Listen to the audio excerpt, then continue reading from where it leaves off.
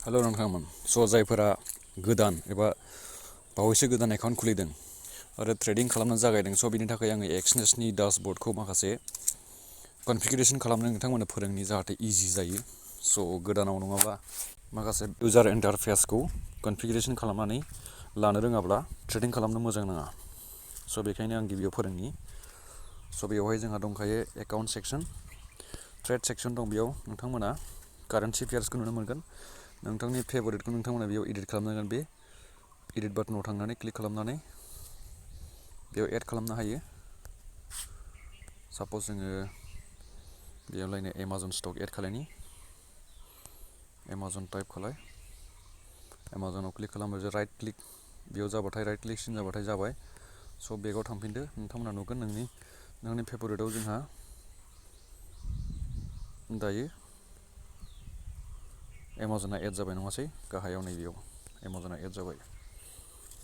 बेबायदिनो दायो जोङो साप'ज आंनो बेयावहाय दङ क्रिप्ट' कारेन्सि मोननै दङ, ETH आरो बेयाव दङ गल्ड आरो USD current pair, GBP USD pair, EUR USD pair, AUD pair आरो बिटकइन आरो बे एमाजन स्टक। बेबायदिनो नोंथांमोना बेयाव पपुलार माखासे पेयार्स नुगोन।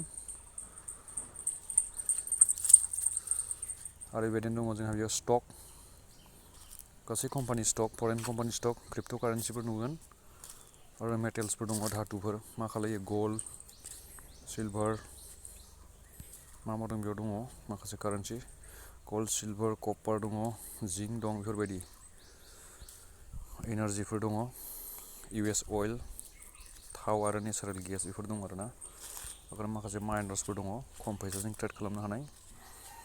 बेफोरबायदि। बेनि उनावहाय जोङो दा बेयाव थांबा जों नुनो मोनगोन मोनसे पेयारखौ जों खुलिना नायनि।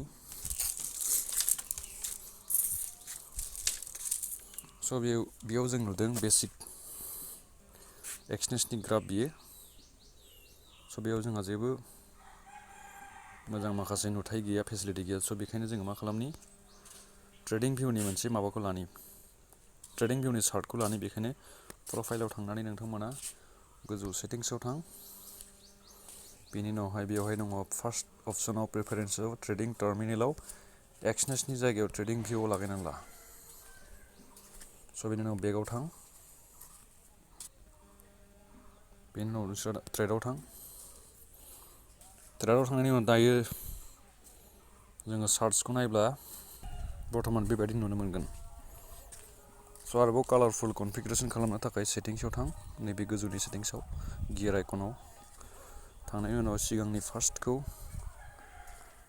माने आप थांनायखौ माने बायनायखौ ग्रिन कालार हो आरो सेल खालामनायखौ रेड कालार होनो थाखाय गिबियावनो बेयाव बडिनि फार्स्ट कालाराव सेट खालाम, ओमफ्राय ग्रिन हो, सेकेन्ड कालाराव रेड हो, केन्डेलनि बर्डारखौबो ग्रिन हो आरो केन्डेलनि बेयारिश केन्डेलनि बर्डारखौबो रेड हो। बेबायदिनो उइक माने लानजाय, केन्डेलनि लानजायखौबो ग्रिन हो, बुलिशनि थाखाय माने बायनायनि थाखाय आप थांनायनि थाखाय आरो डाउन थांनायनि थाखाय कालारखौ रेड हो, बे उइक। दानि उनाव जोङो अकेआव क्लिक खालामनो हायो। दायो जों नुबाय गासै गोजौ थांनाया जाबाय ग्रिन कालार आरो गासै गाहायाव थांनाया जाबाय रेड कालार। जों बेयाव नैबेहाय नायनो हायो बे time frame, 1 minute time frame दङ। 1 मिनिट टाइम फ्रेमाव जों नुदों गासै टाइमाव 1 मिनिटाव मोनसे केन्डेल जायो। ग्रिन केन्डेला गाहायनिफ्राय जानानै गोजौआव क्लस जायो 1 मिनिट जानाय लोगो लोगो। दायो बे आप थांगासिनो।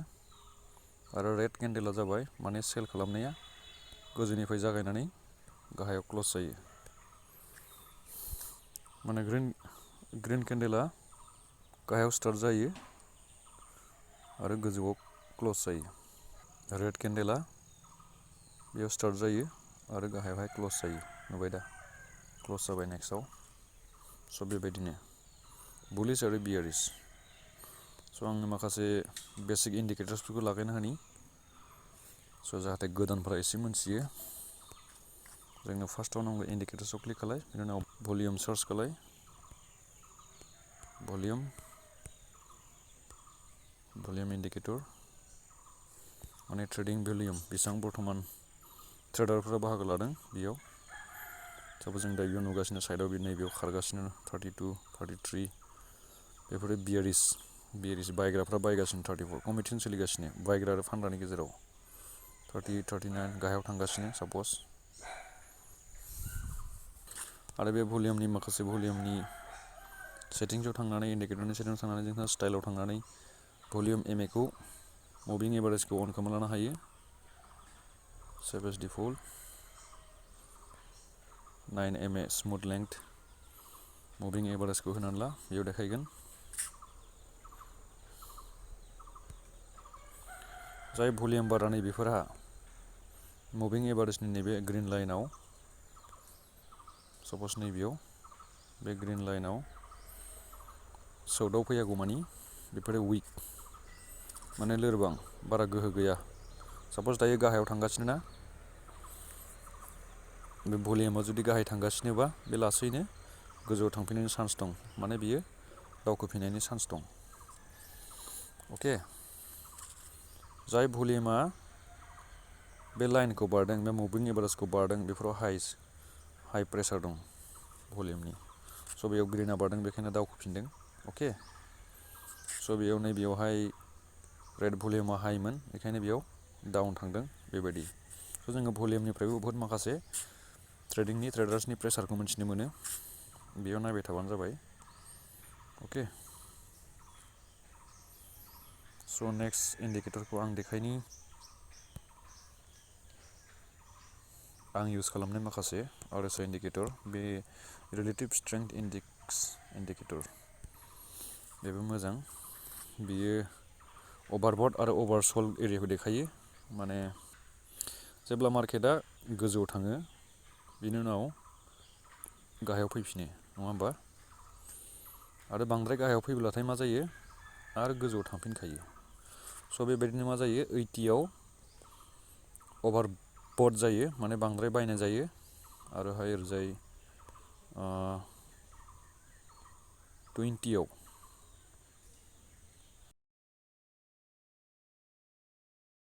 स' बेयाव आं डाबल क्लिक खालामनानै बेखौ फुल जुम खालामदों। बे टाइम फ्रेमाव हमनानै नोंथांमोना गुवार गुसेब खालामनो हायो बेखौ स्ट्रेच खालामनो हायो।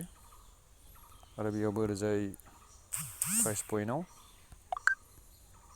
हमनानै आप डाउन खालामनानै बेखौ बेबायदि जुम इन जुम आउट एबा गुवार गुसेब खालामनो हायो आरोखि स्ट्रेच खालामनो हायो। गासैयावबो दं बेबायदि डाबल क्लिक खालामबाथाय अट' जायो अट' भिउ बेफोरबायदि आरो बेयाव डाबल क्लिक खालामबा फुल स्क्रिन जायो बेबायदि। अके इन्टारफेसआ बेबायदि आरोखि। स' दायो जों नुबाय RSIआबो मोजां मोनसे इन्डिकेटर 80आव अभारबट जायो 20आव अभारसल्ड जायो आरोखि। अभार बायलाय अभार फानलाय जायो। अभारबट जाबाथाय गाहायाव फैफिनो आरो अभारसल्ड जाबाथाय गोजौआव दावखोफिनो। स' बेबायदिनो बेसिक जोङो डेम' एकाउन्टआव प्रेक्टिस खालामनो हायो। नोंथांमोनखौ आं जेब्लायबो साजेस्ट खालायो डेम' एकाउन्टआव प्रेक्टिस खालायबाय था जेब्लासिम कनफिडेन्स फैया आरो नोंथांमोना गोसो जाथारदोंबाबो रियेल एकाउन्टआव टेस्ट खालामनो थाखाय मिनिमाम डिप'जिट $10 खालामनानै नोंथांमोना ट्रेड खालामनो हायो। आरो आं मोनसे इन्डिकेटर खोन्थाबावनि आं इउज खालायनाय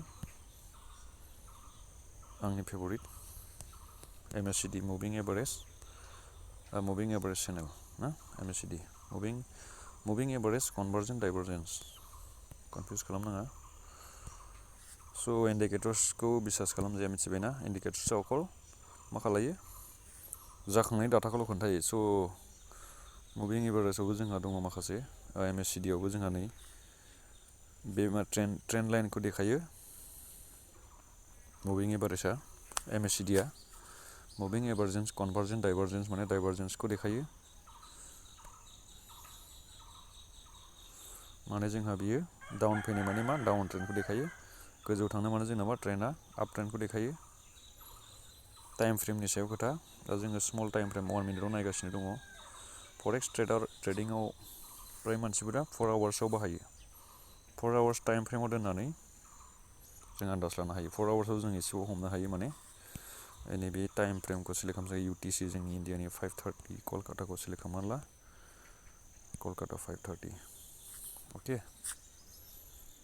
दायो जोंनियाव इजिलि प्रेडिक्ट खालामनो हायो। दा जोङो मोनथियो जे बे डाउन ट्रेन्डआव थांगासिनो दङ। नै नोंथांमोना स्ट्रेस गुसेबखौनो नायब्ला नुगोन।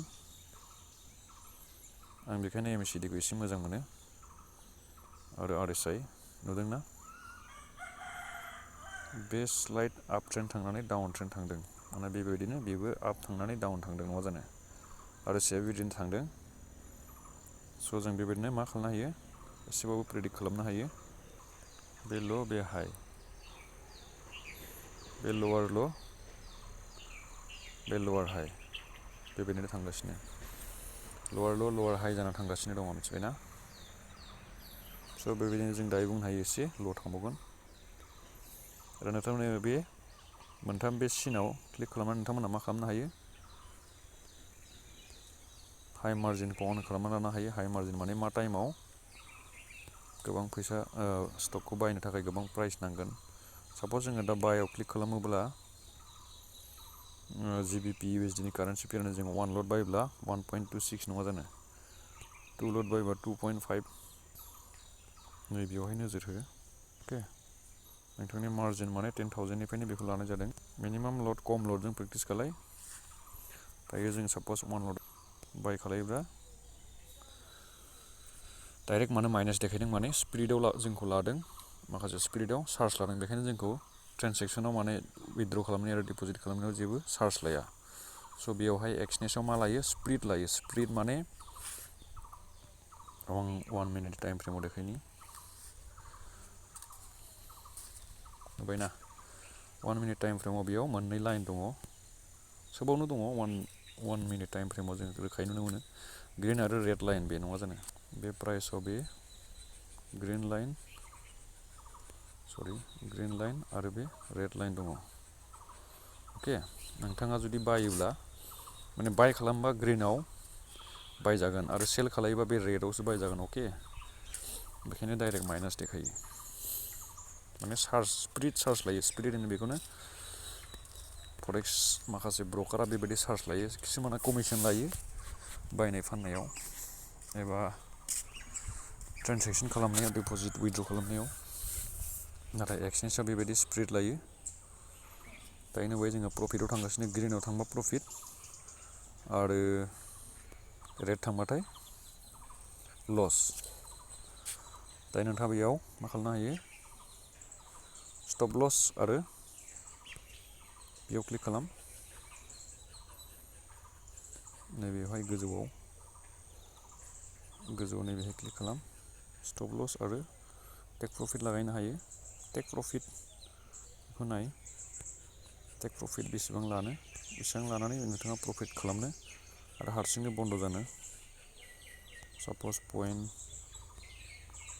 0.16 लाबाय आङो। आरो बेबायदिनो स्टप लस लागायनो हायो। बेसेबां लस जाबाथाय नोंथाङा क्लस खालामनो ट्रेडखौ। बेबायदि अके। बेयाव जों खारनायखौ नुदों। कनफार्म। आं नोंथांमोननो जास्ट बेसिकखौल' खोन्थादों। उनाव आङो बेफोरनि सायाव भिडिअ लाबोगोन आरो नोंथांमोना बेफोरखौ सोलोंनोबो हायो गाव गावनो गुबुन भिडिअ सर्सआव नायनानै। स' बेयाव नाय, दा जों नुनो मोनदों मा नुदों? बेयाव जोंहा मोनथाम देखायदों। TP होननानै देखायदों आरो SL माने स्टप लस, TP माने टेक प्रफिट आरो जोंनि मेन बायनाय लाइना नैबेहाय। अके, दायो जोंनि बे रेड लाइना जों बायदोंसोथ'। मा खालायदों? जों बायदोंसो। अबयस्से जोङो सेलसो खालामनांगौमोन। आंनि मथे ट्रेन्डआ डाउन ट्रेन्ड थांगासिनोमोन। दायो दा डाउनाव थांगोन आं मिथिगौ।